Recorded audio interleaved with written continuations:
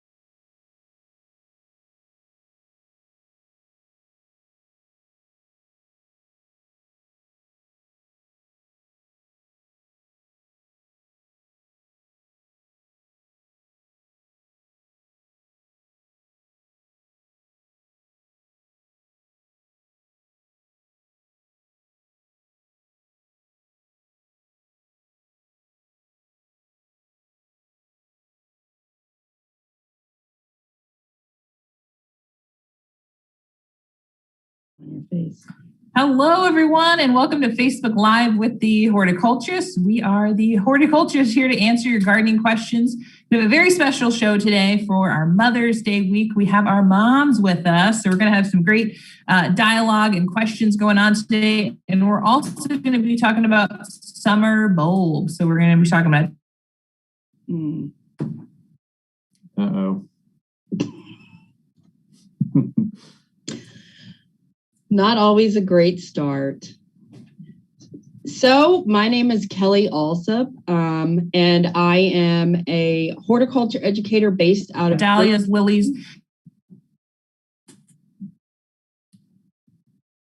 I specialize in integrated pest management, which means I know how to kill insects. However, most of my job is in conserving insects with beneficials and pollinators.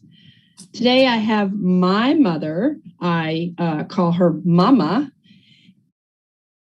And her name is Carolyn. Hi. And she actually had triplets. So I am actually one of three. And that is me in the middle. That's me in the middle again. My mother had her first, second, and last child all at the same day. This is a picture of her right after college when she first married my father. And she grew plants, house plants, and he made pots.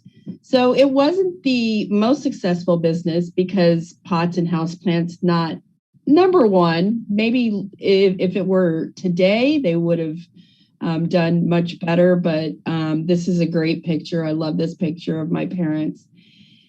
Just shows, how kind of hippie-ish they were back then. And so here's Carolyn. Say hi. Hi. Hello, everybody. So, Mom, how did you know that I was going to be a horticulturist?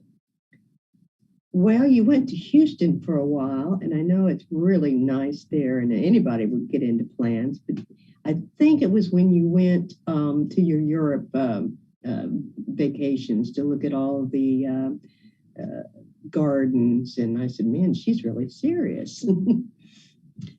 She's talking about a college trip that I took to Italy to look at gardens. I was very lucky. And she's just like, you went all the way to Italy to look at gardens? And Ryan's like, yeah, why not? He's like, I would do that. So, cool. So, Ryan, we'll let you yes. yourself. Yeah, I'm Ryan Pankow, horticulture educator out of Champaign County, and I'm here with my mom, Jill.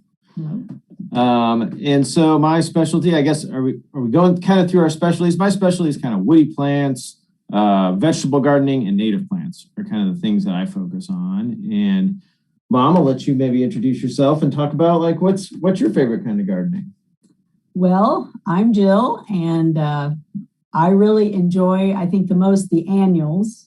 I love cut flowers, and that's kind of my favorite thing. I'm retired, so I don't know what else to say about myself, but I'm enjoying, life right now. Well, yeah, so as we kind of talked about, what was before the show, we obviously talked about like what was our start as gardeners or what got us into this. I mean, I think when we look at our family and, how do we become gardeners or interested in plants? It's from a farming background. My mom's whole side of the family farm. She grew up on a farm. And so just kind of that exposure to plants, I guess. Yeah, lots of vegetable gardening. Mm-hmm. My mother had a huge garden. And so like, what was that first moment then that you thought I would be a horticulturist? Well, the interest started for Ryan in a summer job at Urbana Park District. My brother Rick, he worked under him, and Ryan just loved the experiences. 2 summers that he worked, and that started him down the path of becoming a certified arborist and then on to where he is today. Yeah, that's where I really got interested in tree ID and things, I guess. So that was kind of my start. Here's some pictures we shared of just, I love like some of the nice 70s clothing in the pictures. My dad's white suit, that's super cool. And you can see my little cowboy outfit. I think those cowboy boots still exist somewhere with kids. And then I guess maybe that's a newer picture from 2003 there of a Mother's Day gift of flowers that I got my mom.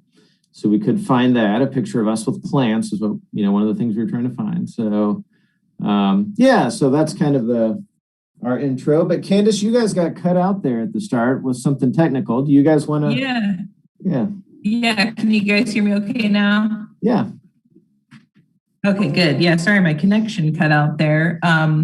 So hello, everybody. My name is Candice. This is my mom, Penny, here to join us today. I love to talk about flowers, annuals, perennials. All of that is definitely my favorite kind of gardening topic. But Mom, what do you like to grow? What's your favorite gardening? Mostly perennials. I have tons of hostas and daylilies and anything else you have set me up with in my flower garden. So boring things, what I would like to call them, but they work and grow up every year. Yeah. Low maintenance, easy things. That's what kind of gardening my mom is into. We're very good at glamour shots, as you can see. You guys are photo, so cute. There's the 90s. Yeah.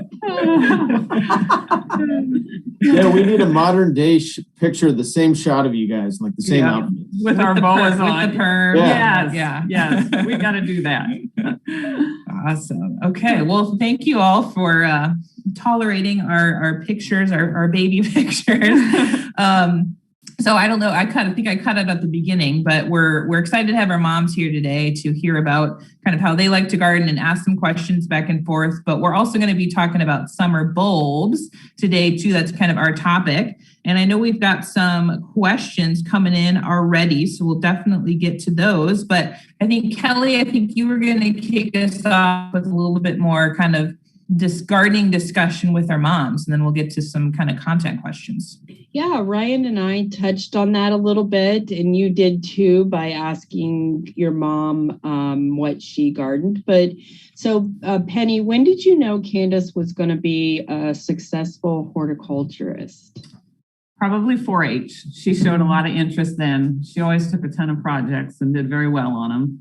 And we used to grow glads, since you're talking summer bulbs, for her projects. Yeah, they were gorgeous. So, did she always win blue ribbons? She did. I tried. Of course she did. Of course, you got to get the blue ribbon. Yes, definitely. And I did take like the max number of projects. You did. Always. And she also showed hogs too. Yeah. So she did a little bit of everything. Yeah. That's some range there, Candice. Yeah. Flowers to pick. I didn't really like the hogs that much. I liked all the others. That was mostly for her father. Yeah.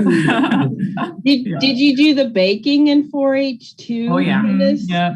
I think she started decorating too. Yeah, cake decorating. That's where I got into that. Yeah. 4-H is such a wonderful program. Yeah. I know this is like a commercial for 4-H. Yeah. You want your kid to be a successful horticulturist, enroll them in 4-H. Right. Yeah. Exactly. Yeah. Well, and if folks don't know, that is an extension program, 4-H. I think it's one of our most popular, honestly. Yeah, 4-H has taken over our office because they're raising chicks. So last week there were little chicks all over the place, and they're so adorable when they're little. Yeah. Then they get big. Yeah. Not so pretty. Yeah, they grow up quick too. So Carolyn, how did you know when Kelly was going to be a horticulturist? Well, like I said, when they were young, they wouldn't even pull the weed for me. I couldn't clean up the whole backyard by myself. But she just got more and more interested. And then like I said, she went on this trip to Europe, and I realized that, this is serious. It's not going to be journalism. She's talking to Candice. She's talking about the Italy trip. Yeah. I've heard you talk about that. Yeah. I mean, plus, going to college at the U of I was really awesome because I got the chance to go to 2 trips. So after I went to Italy, 2 years later, I went to the Chelsea Flower Show in London, which is the biggest flower. Candice and Ryan and their moms their minds would be blown because it is so gorgeous. Just the landscaping concepts and all the different flowers, cut flowers to the ceiling, Candice. Mm-hmm. Yeah, it was an amazing experience. I know she was like going to Italy and London to look at gardens. I can think of a lot more funner things to do. No. Ryan or Candice, I know Candice has been to Italy. Don't you feel like Europeans have a totally different kind of view of horticulture than we do here in America? Yeah. Oh, for sure. I haven't visited personally, but I've read enough or seen enough pictures or heard about enough trips. Master gardeners are really good about giving presentations of those trips with awesome photos. But I agree. But when you came back, remember you told me, oh, gee, all the flowers there are either red or yellow, or what would you call it? They were obsessed with red geraniums in Italy, obsessed. They were everywhere.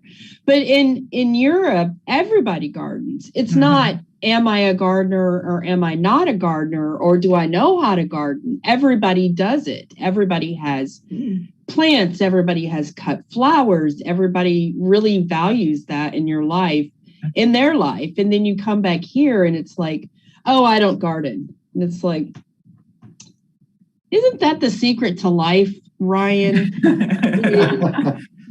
Growing plants really are. I think we were put here to grow plants, right? I mean, we got to eat. We got to breathe. Penny agrees. I agree. Awesome. Okay, well, let me check on questions here. If you guys have gardening questions, whether it's related to summer bulbs that we're going to touch on today or any gardening, add them into the comment box. We'll see if we can get our moms to chime in on answers too. We'll see how that goes. But the first question here is from Laurel. She has a question on petunias and asters that they've started. They're sitting in trays outside waiting to be planted, and they got waterlogged with all the rain the last few days. Even though I drain them every day, they're looking pretty unhappy. Do you think they will recover? She said the petunias were already in full bloom, and some of the aster were budded. So any tips for recovery from waterlog there? What do you guys say? Yeah, I would just let them dry down before I planted them. Or if they have you can plant soggy root balls, and that might help them dry down a little bit. I wouldn't think that you're going to lose a tray full of annuals just because you got a little bit too much rain. Yeah, just after a couple of days, you're not going to have too much damage. If it was a longer period of time, yeah, you'd be a little bit more worried. Yeah, certainly protect them at this point. Yeah. Don't let it happen again. But I think one time they should be able to bounce back from. Yeah. And it might, because last week, didn't we get a freeze last week? Yeah, last week or the week before. Yeah, I can't remember when that was. Yeah. So it's still like, even though everybody's like ready to plant, it's still, there's still these cool temperatures at night that these warm season crops will not be happy with. Yeah, that's something to pay attention to. I mean, I think it was 43 at my house this morning. And I mean, that is a little bit too cold for that tray of basil I left out last night. So, I brought it in this morning, was looking at it real close. But I was just dying to get some houseplants repotted and did that this week. And a couple of those I left out. I hope they should be fine. I mean, it's just borderline, but something to think about with those, like, delicate babied plants you've had indoors under lights or wherever you've started them. Like, don't set them out too soon. But we're really getting past the frost-free dates. It should be getting warm enough now that it's time to plant tomato plants and all that other stuff too. So yeah, I've always heard the tropicals will be okay as long as it's not below 40. And I'm going to counteract my mom here. Is that what you told me? Oh no, always 40. It is 55 degrees. Greenhouse grower. I haven't killed any. You're close. But so those house plants that you have inside, even though Ryan was, and he probably is not going to get too much. If he did get a little bit of damage, it would be little. He'd be able to it'd grow out of it. But really, until you have consistent 55 degrees, these tropical houseplants are not going to be happy. They may not be damaged, but they're not going to thrive. Yeah. Nice. Now, Kelly, have you ever considered the fact that maybe your mom can speak from more practical knowledge over more years, and maybe 40 degrees is a temperature you should start to think about a little bit? I never killed any. See? I didn't bring them in until it was like 40.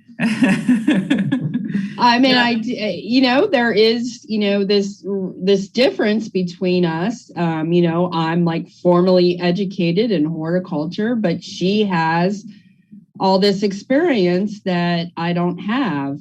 So you're right. I think it's just funny over the years, like a lot of the book learning and things that I've thrown out the window. I mean, not everything, but there's just certain things that you hear about, or maybe it's that exact temperature that you've always been obsessed with and things that it's like, you mess up a few times and don't observe that and it works. And it's like, oh, well, there's probably I think the moral of the story is there's probably a little bit of wiggle room in a lot of those parameters for gardening that we set. So, maybe that practical experience of experimentation is sometimes better than some of the things that we think. I don't know. I've always said gardening is not an exact science. It is experimentation. Absolutely. Yeah. Yeah. I usually get a phone call at the day of like, do I need to bring everything in? Can I leave it out? Can I bring it in? I'm always asking you and something I'm like, or sending pictures. Like, is this okay? Fine. I won't bring it in. It'll be fine.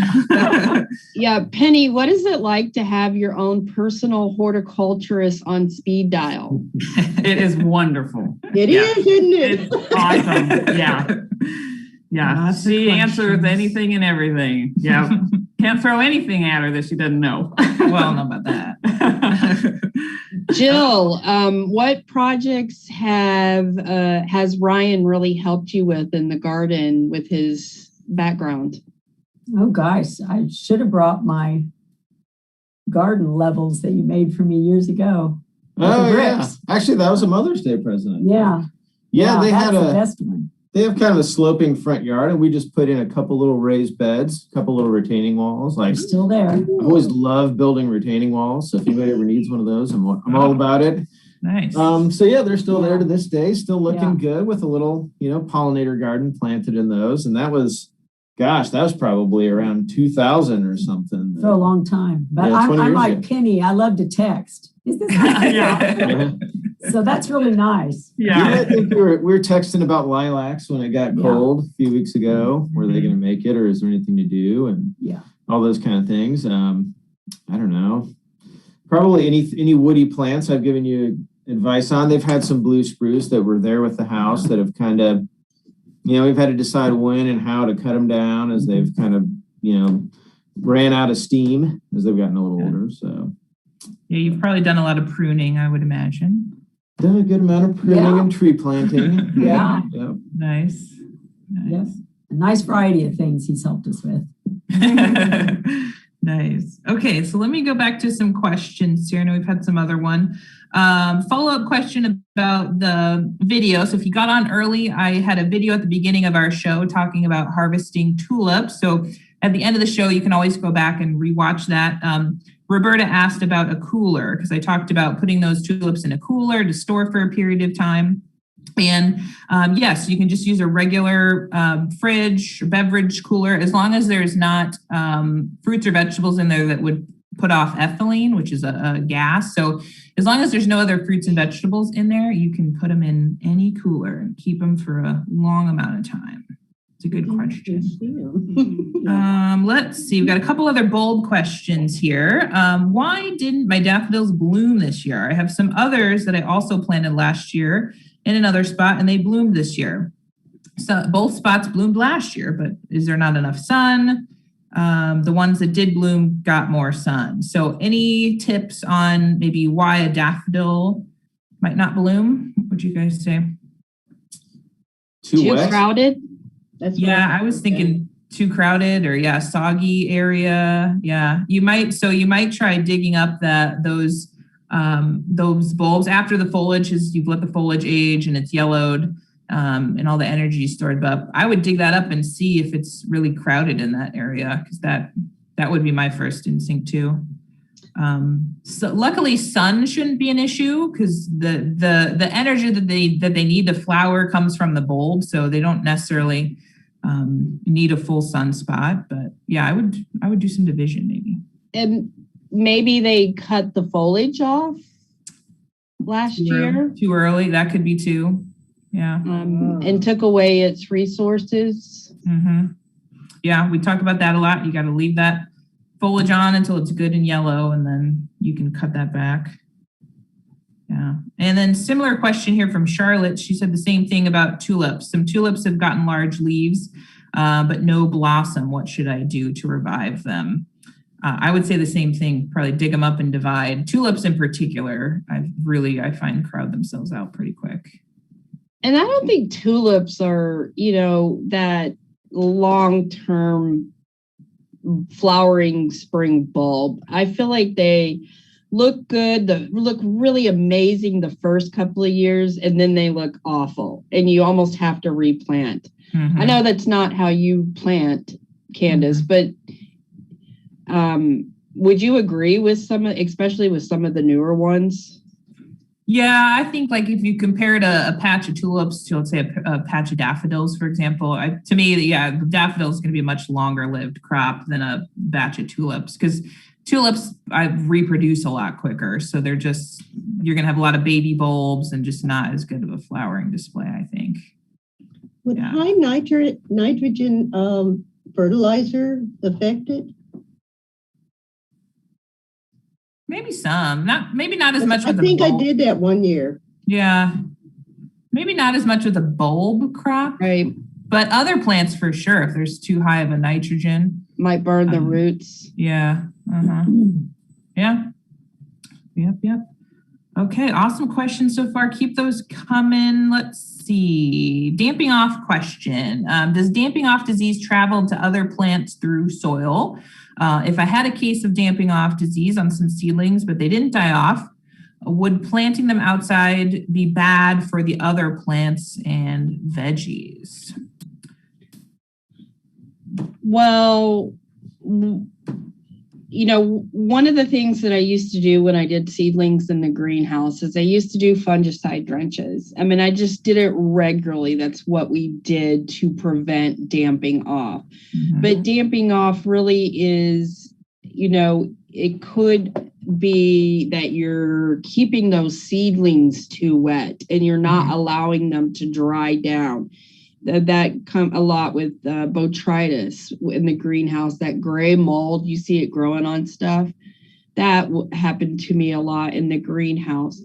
But what I would personally do is I would actually do an insecticidal soap drench. You say, Kelly, insecticidal soap? Well, insecticidal soap has fungicidal properties. But when you think about fungicides too, which is crazy, you can't really cure them. We can't go up to a plant that has a disease and cure it. What we do is we have to prevent it, which is what I was doing in the greenhouse, where I would do a fungicide drench to my seedlings, just to make sure I didn't have damping off. But will the damping off spread to others? I would never plant I doubt it would spread. I think that plant would die before it would spread. But I wouldn't put all my eggs in that basket. You know what I mean? I'd really inspect them. If there's major damping off, trash. Yeah. To me, they're not going to be, if there is a damping off issue, they're not going to be healthy enough to plant anyways. So I don't think you'd have much issue. Yeah. And damping off really happens to a lot of seedlings. And what it does is it starts to kill the roots. And that's why they're not looking good. And then when you know that the disease has progressed, you'll actually start to see brown lesions and marks around the stems of your little tiny seedlings. And they'll just kind of melt and fall apart. Yeah. I think the preventative side of it is huge, though, and it's watering. I mean, it's totally overwatering. The only time I've dealt with it is when I was overwatering a potting soil mix that I made, and I didn't make it well. I had too much not organic matter in there. It wasn't light and fluffy like you would normally use, and that's the one time I've had a real bad issue with that, and just had to toss up some whole trays of plants. Because for me, it's like, gosh, I went through all this effort to raise this thing, and I'm going to put it up in my garden and try and take care of it and get a crop off of it. I want that at the point that it goes out into my garden, I'm going to put the maximum effort into it then to maintain it for the rest of the year. I want it just as vigorous as possible. So to me, it just seems like once any of my seedlings that I'm growing ever get compromised at all or look bad, like I'm just not going to put them out. I'm going to go to the garden center and buy one, as opposed to put out it kills me sometimes because I've spent all this time raising them, but it just pays so much to start off with like that vigorous seedling. Yeah.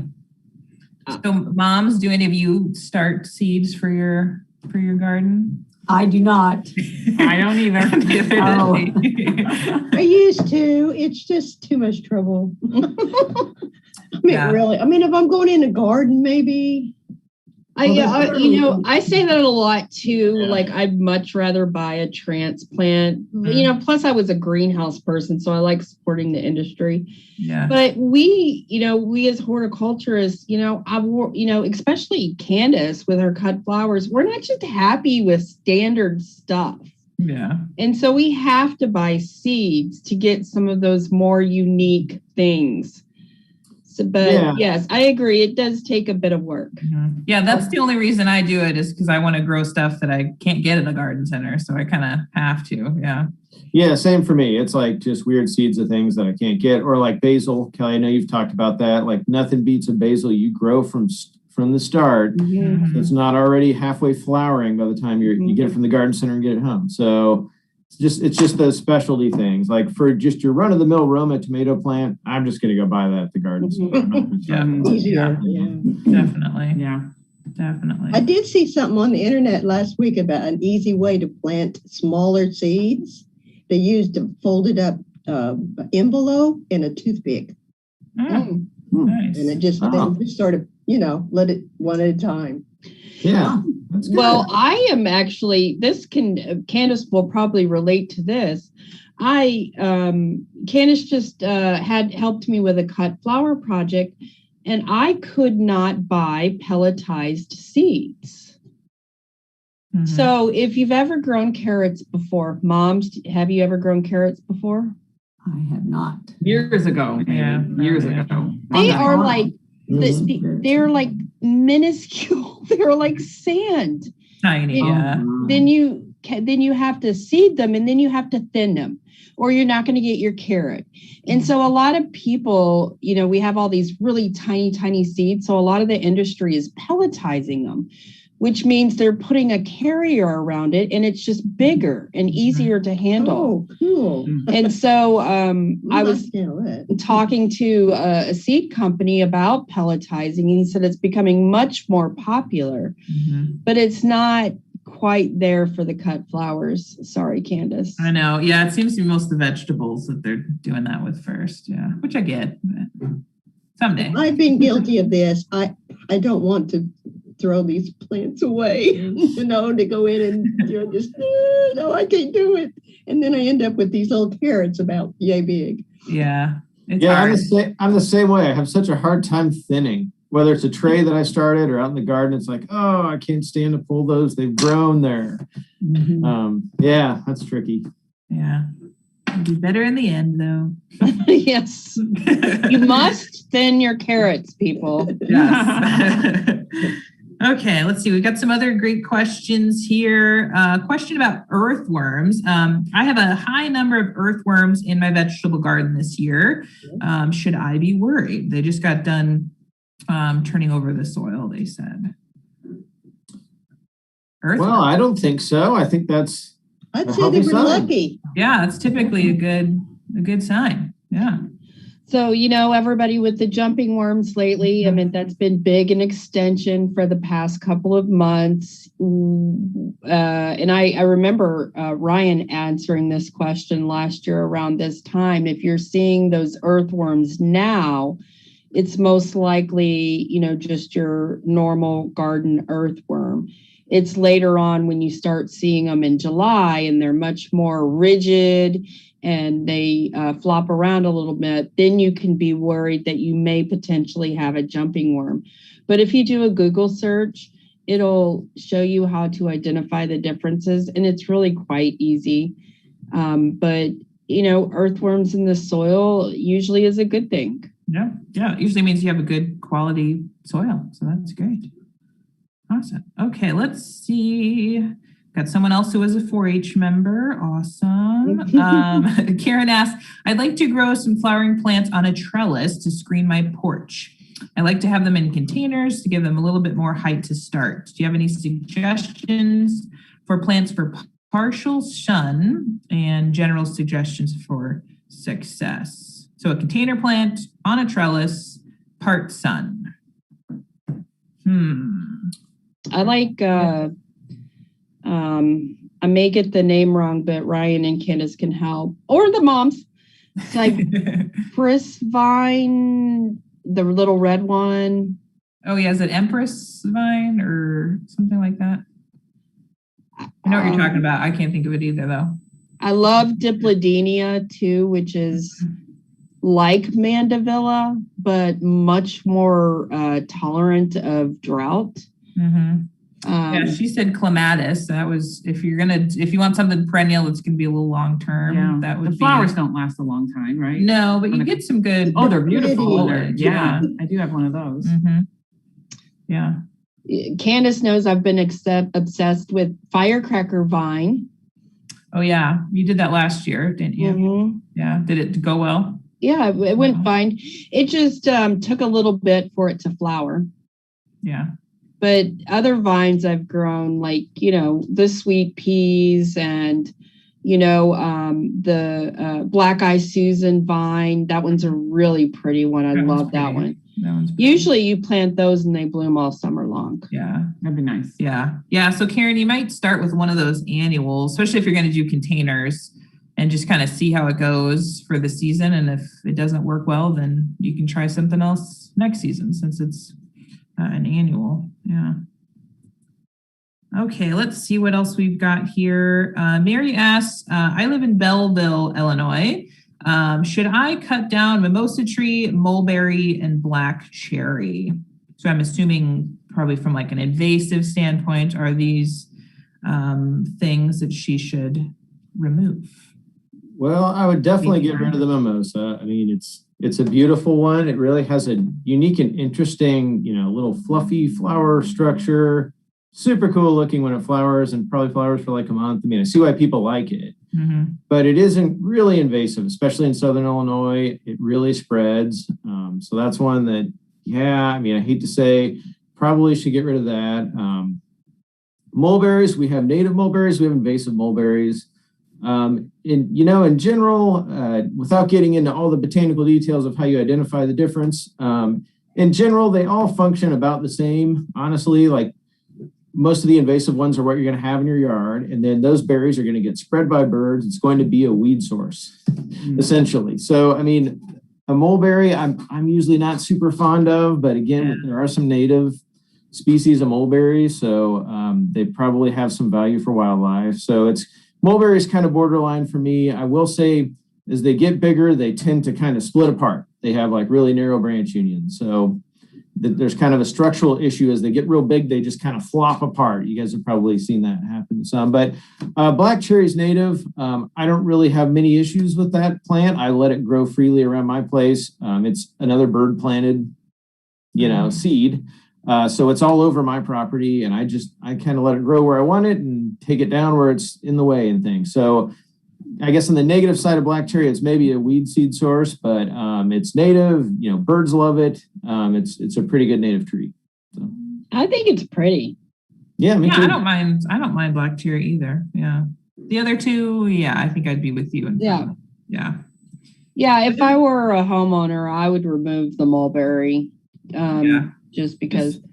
However, if it were like in the middle of a food forest, probably pretty good spot for it, because it's still those mulberries. I mean, they're pretty delicious. There's still a park under it. Yeah. Yeah, right. And just be okay with it popping up everywhere. Nice. Okay, cool. You guys got awesome questions coming in. Question from Lisa. I don't know if we got that one. Question about boxwood. Is there a way to protect boxwood from the blight? I haven't talked about this in a while, and I haven't heard much updates on boxwood blight. Have you guys? It hasn't been detected. Yeah, I know it in a year. Yeah. Or 2 years, I think. It hasn't been detected. It was, I don't know. I don't think that they've detected it in the state of Illinois for a bit. The only thing I think I would be really concerned about if it were newly planted. I know it can spread, but Yeah, I think your biggest concern at this point, I think, would be bringing it in on new plants, like from a nursery. So if you had an established boxwood, I wouldn't. Or I think the few times we've had it in or close to Illinois, it's been in higher, like urban areas, really populated areas. It's been in a neighborhood where, one particular person or company has spread it on tools and other things a little bit. So I think that's a concern is, you may bring it in on new plants. You may get it from an infected tool entering your property or, from your neighbor's yard or, if you're around the neighborhood using tools and other boxwoods. But for the most part, it's not something I worry about a lot, I guess, for me. Yeah. But if you feel like you have symptoms, you can always take a sample and send it to the University of Illinois Plant Clinic. I think it's $20 to get a sample diagnosed, and that can really help you get ease of mind that you don't have it. Yeah. And if you don't have any symptoms, just keep your boxwoods healthy as much as you can with watering and all of that. Yeah. Watering during drought. Yep. Good question. Okay, let's do one more and then we'll do some mom questions.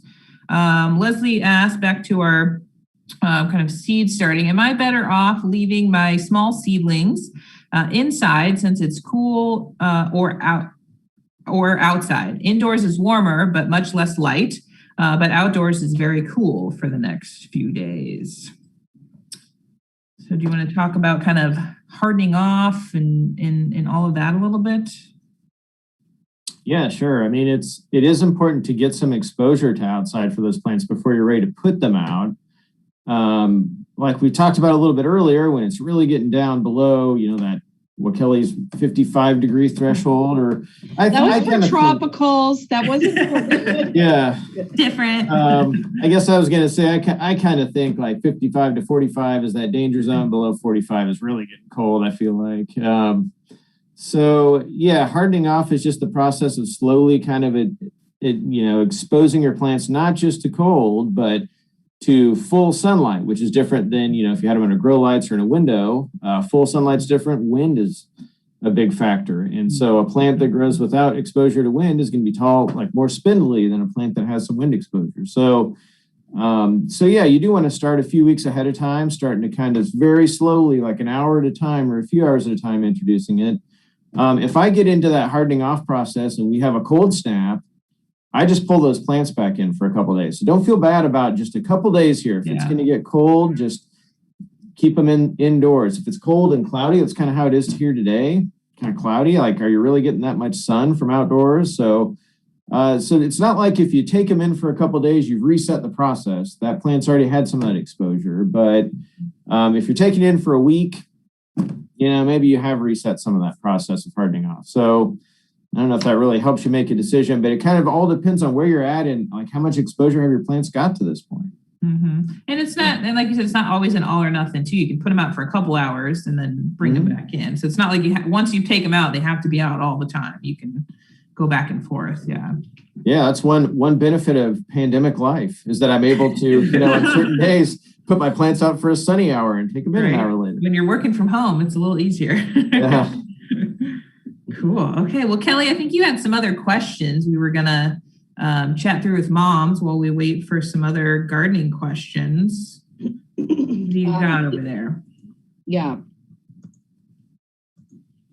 So the other questions were, we saw that, we heard that we were going to talk about the summer bulbs, but you guys talk about growing flowers.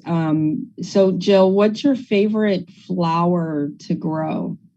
I love snapdragons. I do. Tall, they're smaller, I think they're beautiful in arrangements. So you cut those flowers and bring them inside? Well, the grandkids cut a lot of them. I love all the flowers. There you go.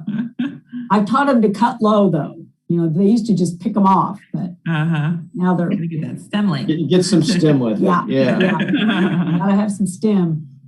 Do you have any nostalgia attached to flowers? Like, did your mom or your grandma grow flowers that brings back memories? I don't think I do because my mom was such a big vegetable gardener. Mhm. Not as much into the flowers, although I was just telling Ryan she did have the cannas. I remember that. Mhm. But no. I Well, don't there's a think little so. nostalgia. Like your grandpa, my great grandpa, Yeah. Grandpa Barney, that's who I think of in our family as the gardener. And there's some perennials that you've transplanted Oh, from yeah. his garden, that Yeah, we still have. he's been dead since So- 91, and we've still got all the Grandpa Barney's flowers, perennials, from my house to his house to my daughter's house. So yeah, I guess that's true. That's great. Yeah, that's You know, cool. some of those aren't super exciting, like daisies and things, but I mean, it's just cool that they're, Yeah. that plant material. Yeah, there's a story behind it. Yeah. Yeah. Yeah. Yeah, daisies. Yep. Yeah. How about you, Mom? I know Grandma, your mom, was not a super big gardener. She did some No, vegetables. she But did who vegetables. was the big gardener that Oh, you grew up with? your great grandma. Yeah. Yeah. She had 2 huge gardens and just not a weed in them. She worked in Yeah. them every day. Yeah. Mostly vegetables or Yeah. Mostly Yeah. vegetables. Yeah. Nice. Very cool. Yes. Do you have any memories related nostalgia type of flowers that bring back memories for you? I don't. No, nothing. No, I don't think so. Yeah, your mom, she didn't really have much in the way of flowers. No. She did vegetables. She did too, but- vegetables. Although she's got this huge Thanksgiving cactus that she's so proud of. In fact, she yeah. bought it Yeah. down at the greenhouse during Candice's. Yeah, when I was in college, we had a Uh-huh. greenhouse. I was in the greenhouse production class, and we had a plant sale, and she bought that in there. Oh, so and she is. It is every huge. time I come over, I have Yeah. to get that. And it blooms a lot. It's yeah. huge. It's huge. It's yeah. huge. Yes. Yeah. She's so proud of it. Yeah. Yeah. What was the name of that? What? They were talking about it in here. What That type was a of Christmas plant were you cactus? talking about? It was Oh, a Thanksgiving. Christmas cactus. Yeah, Thanksgiving cactus. Oh yeah. gosh, yeah, Yeah. they're great. Yeah. Yeah. Yeah. So, Mom, do you have any nostalgia associated with flowers of like your parents or your grandparents? Well, I don't remember my grandparents ever gardening. We always had vegetables, always had a vegetable garden. I do remember when I was real younger, we had this big trellis-like thing that went over our sidewalk. And I don't remember what kind of flowers they were, but they smelled so good. And that was something that I really remembered from my childhood. Yeah. Yeah, fragrance a lot. You remember? Mhm. Mm-hmm. My guess is mock orange. Yeah. Huh? That would be. Maybe, I don't know. Would be fragrant. Yeah. It would. It would be. That's what got me there. The It only would be problem is the bees liked it as much as I did. Oh yeah, I bet. So before we move on from you, Mama, what's your favorite type of plants to grow?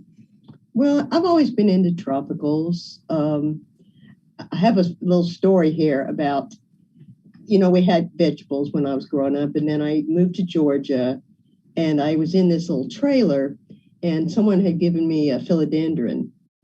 Well, I came home one day and it was dead. Mhm. And then I realized I had a gas leak.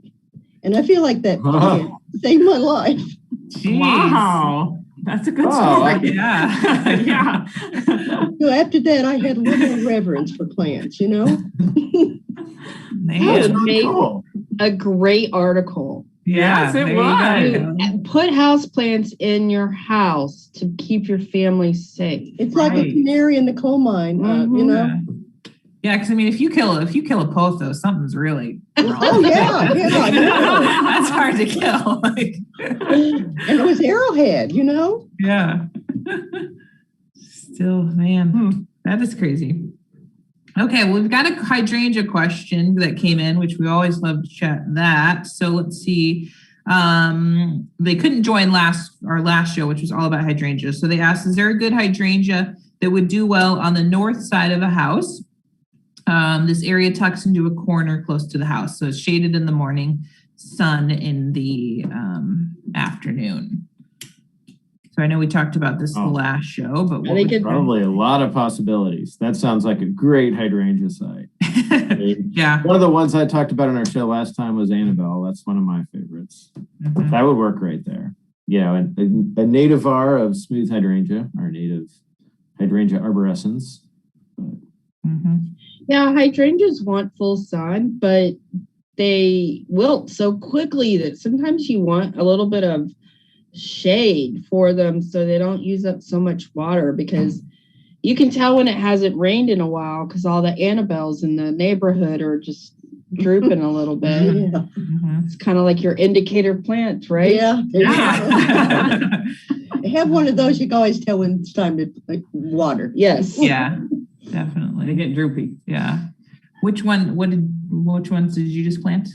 2 new Annabelles. 2 new Annabelles. Mhm. Yeah. And I have 2 Annabelles on the west side of the house, and they've not flowered yet. And they've been there for 2 years. So I keep asking Candice, what's going on here? We'll see. Oh, just wait. Just wait. Yeah, Just we like, can don't bloom. Yeah, I think the problem was you overwatered them. I did. First. When you planted them, you watered them like every day. It was a I little- did. So they kind of got off to a rough start. Yeah. So They we'll- are really getting big. So So we'll let's see. hope we see flowers this year. Yeah. Yeah. Yeah. But Yeah. you also have some, you have the big leaf, the colorful. Yeah, the blue or the ones. pink. You have some of Yes, those I too. have one of those. Mhm. Mhm. And you just planted a lime life to a Yes. panicle. Yeah. So. Yeah. So You're I'm mixing getting it into up. the hydrangeas. That's right. And definitely the panicled hydrangeas tend to be the people's most favorite. Would you not agree? Especially for cut flowers. I mean, if Oh, you're yeah. kind of doing it you're going to do a panicled. But I think my favorite hydrangea, I think it's Candice's favorite too, is oak leaf hydrangea. It's a good one. Just Yeah. because I like the fall color and I love it. I love Yeah. the oak leaf. It was good. Yeah, I mean, And it's a 4-season plant. Yeah. Yeah. You know, look at it that way. Yeah. the exfoliating stems. Yeah, just really pretty. A good plant. Easy And to I grow like- too. Yeah, and like I mentioned last show, I like it because it'll take a little bit more shade too. I have it kind of tucked into shady spots, and it still does well. Is so. that the kind of plant you usually see around trees? No. I guess I'm Yeah, thinking of it'll something be- else. I mean, it's not the most planted hydrangea. Usually the Annabelles are the ones that, and then the panicles are really popular amongst gardeners, and the Annabelles are really popular really amongst landscapers. And You know, I think one thing we did address in the hydrangea show, though, as far as a foundation planting around a house, maybe you don't want something that gets as tall as some of the oak leaf hydrangeas. Probably one of my favorite hydrangeas, by the way. I don't want to knock it too much, but I'm only mentioning that because just the regular, straight, good old fashioned oak leaf hydrangea can get rather tall. Yeah. There's a lot of cultivars now that stay compact. That's what I think a lot of the breeding work's been done in to keep those smaller so they could stay under a window So just last year, I planted a couple of those smaller ones to kind of try them out at my house. So look around at nurseries. That was really, honestly, all I could find was those compact ones at nurseries around the Champaign-Urbana area. So they get like 6 or 8 feet tall, compared to, SIU campus has a famous, oak leaf hydrangea planting famous between Chris Enroth and I from the last show. Yeah. It's probably 15, 20 feet tall, at the tallest. Yeah, that's big. Wow. It's That's pretty big. big, Yeah. so anyway, but yeah, you can get Big. smaller ones. A little big for most. I know, Ryan, you better watch yourself. Don't be dissing the oak leaf hydrangea. We'll start talking about those scraggly spice bushes. I knew that was coming, the spice bush. No, I love oak leaf hydrangea. It's one of my favorites. Yeah, it and Annabelle, I think, are my 2 favorites. Yeah. We'll have to get you some of that. You don't That's have what any- I'm you thinking. I any don't oak have leaf. one of those. Yeah. Add it to the collection. Right on. I mean, if you've ever noticed that, the more horticulturists we kind of become, the more we all tend to gravitate towards favorite plants. Mm-hmm. And it's not traditionally the favorite plants that are all over our gardens. And the reason of that is because we're always, like Ryan said, that 4 seasons of interest. We need more. We want it to look good all year long. We don't want it to lose leaves. We don't want it to be hard to grow. We don't want it to have, intense soil requirements. So we tend to all eventually meet on the same types of plants. I mean, if you ask a horticulturist what their favorite tree is, a lot of us say bald cypress because it's just this really beautiful show of a plant the entire season. Mm-hmm. So we tend do we love daylilies? Sorry, Penny. No, we You don't. ought to see my yard. No, we don't. I have a You bunch like in a wheelbarrow daylilies? right now I dug up. They're just doing fine. Yeah. So Candice, why do we not like daylilies? Yeah, why don't we? They're boring and they're not good cut flowers because the flower only lasts a day. I'm not cutting them. But I know why you like them. It's because you They're can't kill easy. them. No, and they're super They low would grow maintenance. laying on top of the So ground. I get it. Yeah. And they kind of look ugly at the end of the summer. Well, you know what though? We cut ours way back and they just green up and bloom Right. again. Yeah. Do you Yeah. fertilize when you cut back? Nope. No, they don't need it. They don't need it. They're huge. Yeah. They just, I need to separate probably. They're getting big, aren't Probably, they? yeah. Do you guys need any? So if you need some, Not Ryan and I will pass. You know you can eat daylilies, right? No, I You did not. can eat I've heard you that. can eat the Right. roots, and they're Oh. supposed to taste like potatoes. No, I've never had it. You can eat the buds. It tastes like green beans. You can eat the flowers. I've seen people eat the flowers. I've never tried it. Yeah. Well, Penny, maybe we should make a meal with. Maybe we Yeah. should. extra. Special Yeah. daylily meal. And porcelain. I remember I had that in that one garden. Yeah. Oh my goodness. And they said that was good to eat. Right? Yeah. Yeah. They could pickle Yeah. that. Yeah. And hard to get rid of. Yeah. It Yeah. is. Oh. I remember I did so both Candice and I went to the U of I, and I did my during grad school, I worked at the Hartley Trial Garden. And I remember people coming to the Hartley Trial Garden to harvest purslane. Oh yeah. To pickle it. Yeah. Interesting. And we were like, have at it. Yeah. Come to my garden. Get it out of here. Yeah. Too funny. Awesome. Okay. Well, I I think have a we've question about bulbs. Go for Yeah, please. I was just going to segue to that. Years ago, and I don't recall the whole story, but this lady, after they had bloomed and everything, she took and braided the leaves.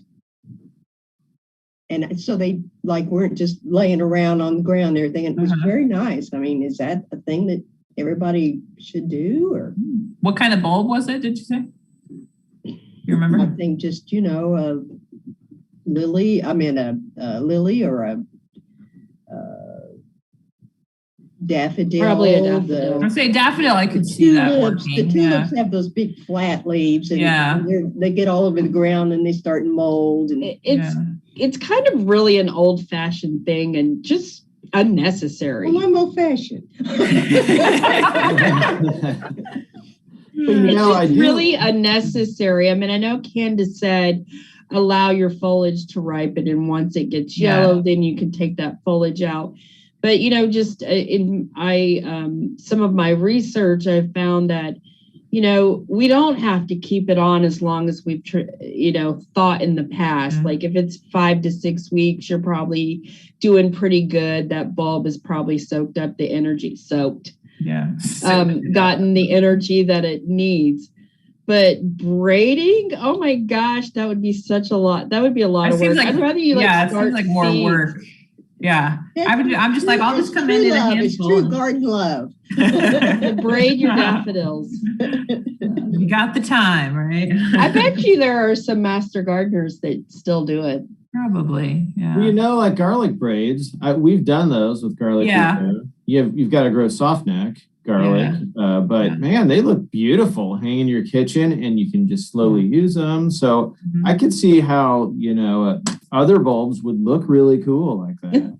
I mean, kind of decorative where you hang them to store them, I guess. But worth a shot. But we're not hanging them, Ryan. They're that's true. braided in the They're landscape. staying in the ground. yeah, But it keeps them off the wet ground. Away from the mower. True. yeah. Okay, away from the mower. That was a good. It's just that's true. Yeah. That's true. people don't like that whole unmanaged look. Yeah. Yeah. Me, I just try to plant something close enough to it that'll kind of cover it. That's usually my strategy. Yeah. Yeah. There you go. Yeah. Okay, I think we had one other question so far, and they asked, do horticulturists talk to their plants? Do you talk to your plants, Kelly or Ryan? Maybe when I'm mad, and it's probably a customer. No, I don't know. I don't know that. I probably do talk to my plants. I think I've caught doing that before, but it's not intentional, Yeah. Just as you're planting it, there you go, little plant. Be happy. Right. I don't know. I think if anything, us as horticulturists are probably more neglectful than the typical gardener. At least for me, I'm rather probably of the laziest gardener I can be. Whatever minimal effort I can put in, that's kind of what I'm going for. So for me, I definitely don't baby any of my plants really. So. Well, it's like we're okay with a little bit of plant damage or a plant not looking great because we know how to fix it. Right. Exactly. Like where I tend to let things slide for that reason. It's like, and we know the limits. Like, is this going to die? Probably not. So we're going to be okay. Yeah. And Candice knows better than to try to grow Himalayan blue poppies. You know what I mean? She's not going to decide to grow something that takes a lot of work. No. You're not going to have Candice growing standard roses in her backyard. No. Or apples. No. Because they're intense crops that she's not going to take the time on. But Candice, speak for yourself. No, I'm with you. If it I am like spray, no. I'm not neglectful. No, you're not. So has anybody read the book Plants Are Like People? It came out in the 70s. No, I don't think so. No. And I've talked to my plants since then. Oh, was it like? Yeah, it's like, well, they had these experiments and they, like hooked them up to like lie detectors or whatever. And they supposedly communicated. That was the 70s. What can I say? Now, Mama, is this research-based information? Well, because this is the University of Illinois. We have data to back this up. Like I said, I read it years ago. Man, too funny. Okay, well, we are nearing the end of our show, and we didn't really get too much to summer bulbs today, which is kind of what we were going to talk about. So we'll get you a link put in there for one of Kelly's blog posts. She had a great blog post about that. But do you want to do your show and tell quick, Kelly, and kind of show what you were growing? So I, too, I've grown some cut flowers in the greenhouse, like callas and freesias. Which could be maybe considered a summer bulb, but I've never grown the dahlias and the glads. I was not in 4-H, unfortunately. But so I decided that I would start them in one of my garden bags that Kelly has decided is going to be the super gardening trend of 2021. Everybody's going to be growing stuff in these bags. They're super cheap, portable, easy. This is a 3-gallon bag. I just filled it with soil. So I decided that I would grow the 3 bulbs that I talked about. And just so you know, I did my research. I researched with Candice. She told me how to tell you guys to grow these. And I planted a lily. This is about 2 weeks ago. I planted this one about 4 inches deep, which it told me how deep to plant it on the package. Nice. And so 2 weeks, it's already starting to put up a little shoot. Now the glads, they told me to plant those 8 inches deep on the package. Now I don't think I have, maybe 8 inches, but I basically planted it on the bottom of the pot.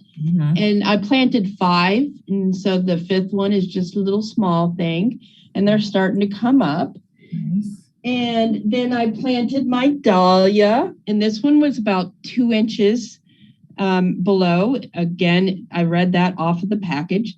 So now they're at a point to where I'm going to fertilize them because they have the green leaves. And so I'm going to give them a little bit of fertilizer treatment. And so that was something that when I was researching this article and talking to Candice, that was something that I thought was a really good tip is how does Candice fertilize all these cut flowers because, a greenhouse person, I use liquid feed all the time because I'm wanting constant growth. I'm wanting it to look perfect. I wanted it to look perfect.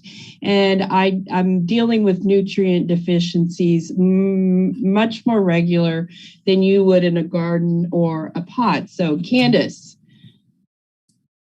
Fertilizing. Osmocote. I meant that's my main fertilization technique is as a slow release fertilizer. So something that I can scatter over, because I do most of mine in raised beds, so it makes it really easy.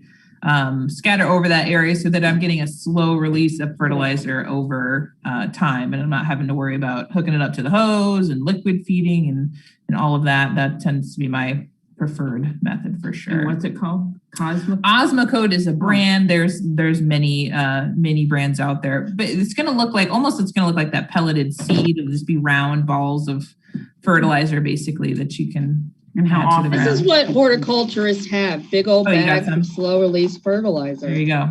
So what I'm going to do right now is I'm going to take a tablespoon of the slow release fertilizer. I'm going to sprinkle it on the top of this. And then that fertilizer is going to feed that plant for the next 3 months. Oh, wow. Mm-hmm. So the fertilizer breaks down with water and temperatures. And so it's just a really cool way to fertilize once and forget. Again, lazy gardener. I ain't got time to fertilize. Lazy gardener. Every time. Have you ever used slow release, Jill? No, but I'm interested in it now. Go get Ryan? Get on it. Okay. So why don't we say what we're getting for our moms for Mother's Day? Ryan, you're on. Well, I don't want to ruin the surprise. I have pretty typically gotten a hanging basket. I like to pick those out, and I think you really like to hang them. So that's probably what I'll do. I'm going to try and find time with my little boys to go pick out for Nana a hanging basket sometime between now and Sunday. But like I said, I like to let someplace else take care of that till I pick it up. So I usually try and get close to Mother's Day. Get it on Saturday, yeah. And I enjoy those a lot. Nice. Yeah, I think hanging baskets are really popular for Mother's Day. It's just a really easy, hey, here's beautiful flowers. Yeah. I've put them together before too. That's kind of fun. I mean, kids kind of like doing that too, but also it's just as easy to kind of buy it already in a big basket put together by somebody else. So nice. And I usually go the flower route as well. Sometimes I'll get you your plants like for your containers and stuff if you haven't gotten those already, or most of the time a cut flower. So I sent her home with some tulips last week, and I'll probably send her home with some more this week. Ooh, so. Those are pretty. They really do brighten up your kitchen. I love them on the counter. Yeah. That's my go-to. Okay. I'm getting my mom plants. Nice. Tropical house plants. And since I'm a triplet, I decided to get her 3. Right. Because she deserves it. Mom really helped me out a lot during the pandemic this year. Like I really probably couldn't have done it without her. So this is a beautiful jade plant. Nice. She's got she just moved into a new apartment. She's got a wonderful north facing window, not the best window, but jade will do just fine in that window. And I couldn't resist the colors. I will be getting a cutting of this. She just made me repot this. I know. I made my mom repot her plants before the show. She needed something to do. Yeah. I got a peperomia. I actually bought this at a rummage sale, you guys. Really? Nice. I went to a citywide rummage sale and came across, I didn't buy anything. And then I came across this one place and bought $40 worth of plants. And this was one of them. And it's a cute little silver peperomia that I thought would do really wonderful in that north facing window that she has. One of my favorite plants ever. And then I got her the mother-in-law tongue right here. again, it's these are succulents. They're not going to have to be potted up for probably 10, 15 years. This is something that's going to be easy for her to grow, that is going to do well in that north-facing window. And every time she waters them, she's going to think of me. Very nice. Right? Yeah. And now she has to get me a table to sit them on. Okay. There you go. There you go. And she's like, Candice, she's like, give me some water so I can water these in. And I'm like, no, we're not going to water them in now. She's like, that's not what you've always taught me. You've always taught me that when I plant up a plant, I water it in directly. Well, I didn't want to say, hey, we're taking these home in my car. Yeah. You can water them in when you get to that later. Yeah. Nice. So moral of the story, get your mom some plants or some flowers for Mother's Day. It's always a winning gift for sure. Yes, we love Expresses them. love. Love it. Okay, I'm going to finish us with one final question. Back to our conversation about daffodils. Let me see if I can find where it went. Sharon said, I've tied daffodil leaves up with string to keep other plants around them getting sunlight. Is this unnecessary? I mean, if the foliage is like laying on another plant and it is blocking them from getting light, I would say sure. But I've also never done that. I've just let them either moved them to the side or just kind of let them lay there on the ground until they have that good yellow color. So I wouldn't say it's 100% necessary. What would you guys say? I agree. Yeah. I don't think Yeah, I think it'd be easy enough to just kind of scoot them to a different area, a different side, and hopefully you'd be okay. Yeah. Awesome. Well, I want to thank everybody for the great questions today. As always, you had great gardening questions for us. And I want to thank our moms for joining us. This was fun to have some special guests on this week. So yeah, I want to thank everyone too. I want to say, Penny, I love your daughter. She's an amazing coworker. We love her in Extension. You should be super proud. She talks about you all the time. We're very proud. Oh, thanks, Kelly. And Jill, Ryan is one of our newer team members, but he really brings a lot of that tree education to our team that we were actually missing. Yeah. So now we've been going to him a lot. He's really been helping our team out. And he's, leading up a big, huge team project for us with a pollinator website. So we really love Ryan too. I couldn't pick two better horticulturists to do this show with. And so thank you, moms, for creating such amazing human beings. And Carolyn, same to you. We couldn't do it without Kelly. Great job, moms. Yes. Good work. Thanks for having us. Easy, Awesome. Well, thanks he again, was my best kid. I have to say that. I won't tell the other two that. No doubt. They're not watching. And even if they are. Well, thank you so much, everybody. Our next show will be in 2 weeks on May 20th. We're going to be talking all about herbs and kind of kitchen gardening. So some fun topics for going into spring. And don't forget too about our Extension Horticulture Facebook group. So if you have questions that come in between shows, you can head there and you can learn a lot there as well. So thanks, everybody. Have a great Mother's Day weekend, and we will see you next time on May 20th. Happy gardening, everybody. Thank you. Everybody.